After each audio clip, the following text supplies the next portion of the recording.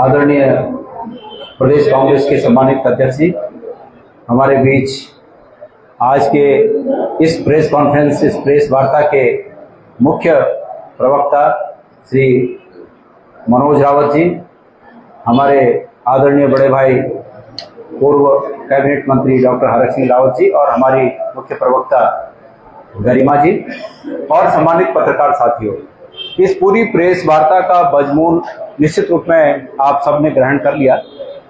मैं सिर्फ इसको थोड़ा रोचक तरीके से रखना चाहता हूं, और वो रोचक तरीका ये है कि उत्तराखंड की सरकार बहती हुई नदी के पास बगुला भगत जैसे खड़ा रहता है और मछली के रूप में जब कोई मौका वहां से गुजरता है तो तत्काल वो बगुला भगत मत्स्य आखेट के लिए चोंच मारकर अपना फायदा उठा लेता है।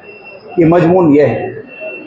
मैं मुख्यमंत्री पुष्कर सिंह धामी जी के करीब 15 दिन पहले के उस वक्तव्य पर आपका ध्यान आकर्षित करना चाहता हूं, जिसमें उन्होंने कहा था कि हम भू कानून, एक मजबूत भू कानून के लिए हम विधानसभा में कानून लाएंगे और विधानसभा में इसको पारित कराएंगे।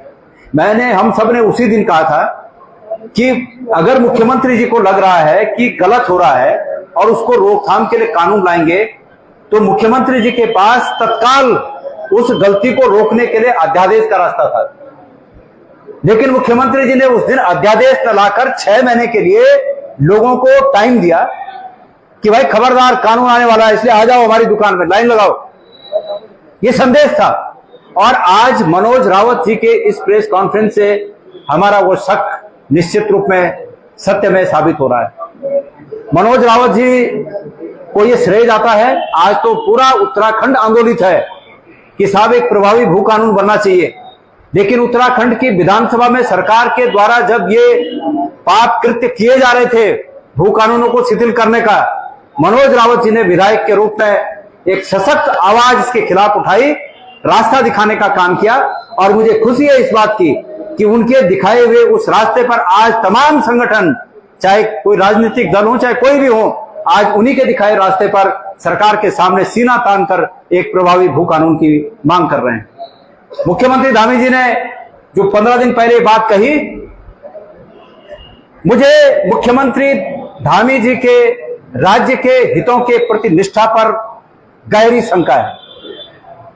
और शंका यह है कि मुख्यमंत्री जी ने जब पूर्व के मजबूत प्रावधानों को शिथिल किया, बहुमत का लाभ उठाकर, विधानसभा में उनका बहुमत है, और इस बहुमत का लाभ उठाकर 143 का को समाप्त किया। रावत जी 143 का है ना, वो 143 को खत्म करी। 143 का वो प्राविधान है जिसमें यह निहित है कि अगर वो व्यक्ति इस भूमि का उपयोग जिस काम के लिए वो खरीद रहा है वो काम उस पर नहीं करेगा तो वो सरकार में निहित हो जाएगी।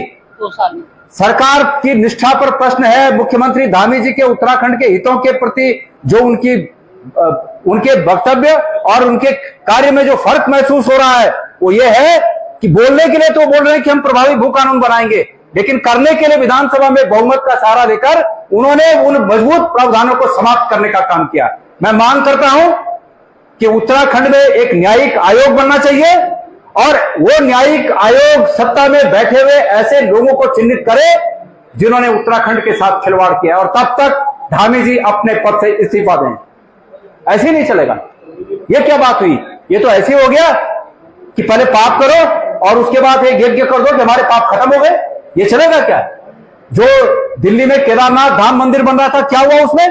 पहले इन्हीं धामी जी ने उस मंदिर को बनाने की कोशिश की, और जब बवाल फैला, रायता फैलना, जब दिखा कि रायता फैल रहा है, उसके बाद जो है कहा कि अब हम एक्ट बना रहे हैं, ये कर रहे हैं, सो कर रहे हैं, और हमने सब ठीक कर दिया। ये भी वही है। ये भू कानून, मजबूत भू कानून लाने की बात भी वही है।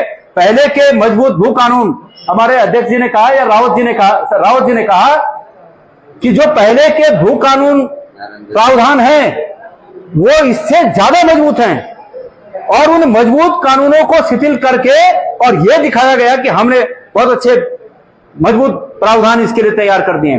तो इसलिए धामी जी इस पाप के भागी हैं, और भागी ही नहीं, नायक हैं इसके। जो उन्होंने उत्तराखंड के विपरीत, उत्तराखंड के हितों के विपरीत किया।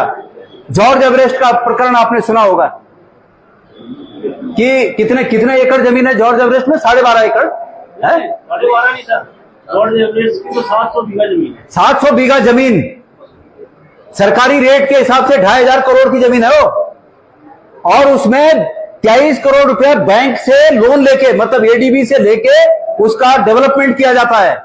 और उसके बाद गुपचुप प्रक्रिया के तहत एक कंपनी को 15 साल के लिए दे दिया जाता है 1 करोड़ रुपए। मतलब अगर 1% भी अगर साल का उसका देखें तो भी 1 करोड़ से कहीं ज्यादा बैठेगा। लेकिन ये किसी व्यक्ति का हित नहीं, ये सत्ता में बैठे हुए लोगों के हित के लिए सब काम किया गया।